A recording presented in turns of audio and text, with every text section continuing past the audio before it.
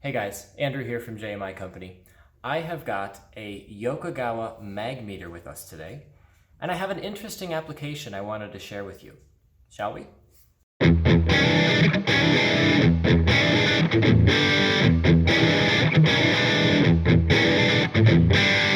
So a customer of mine came to me with a slurry application. They're very familiar with Yokogawa's AdMag CA series, which is a ceramically lined mag meter, and they wanted to try one out.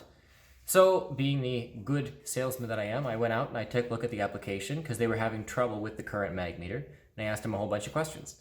They gave me quite a few answers. We have high pH application, pH was 11 to 12, high temperature swings. They were saying it would go from 40 to 80 or 90 rather quickly because of a CIP process. High slurry was more than 50%.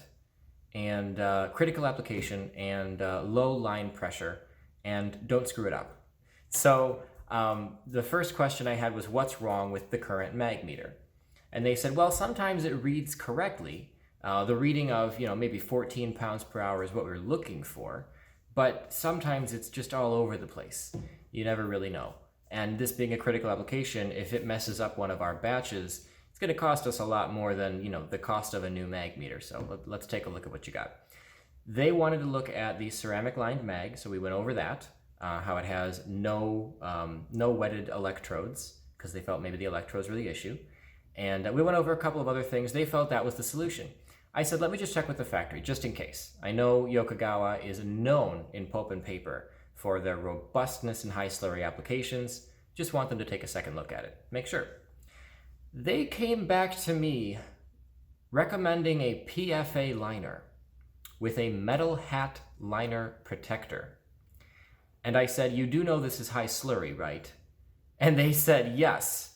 As a matter of fact, that's why we are recommending the metal hat liner protector. And I said, okay, what is a metal hat liner protector? They said, basically, it's a thick grounding ring that acts as a little lip.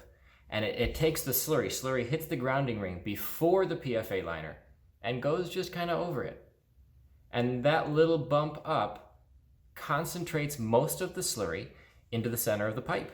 And they said the PFA liner, we've done this in pulp and paper applications where there's either ceramic or PFA, and we've had no issues.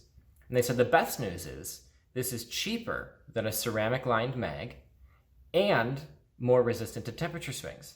So if you go from 40F to 80, 90F, that's going to be okay.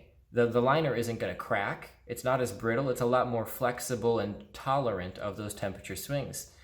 And I was blown away. That's really simple physics. You would think that many other companies would have that little metal hat liner protector that kind of just pushes that slurry into the center of the pipe, but I've never heard of it. So they went with it. Yokogawa was happy, of course. That was their recommendation. Customer was happy. And I've heard no complaints. It's been several months. So I was really happy that we didn't go the route of repiping and Coriolis meter and all of that, because yes, as the salesman, I would have made more money that way, but it's not what the customer wanted. And I think that we have the best solution for them. And if we can always provide the best solution, I'm going to have all my customers for life.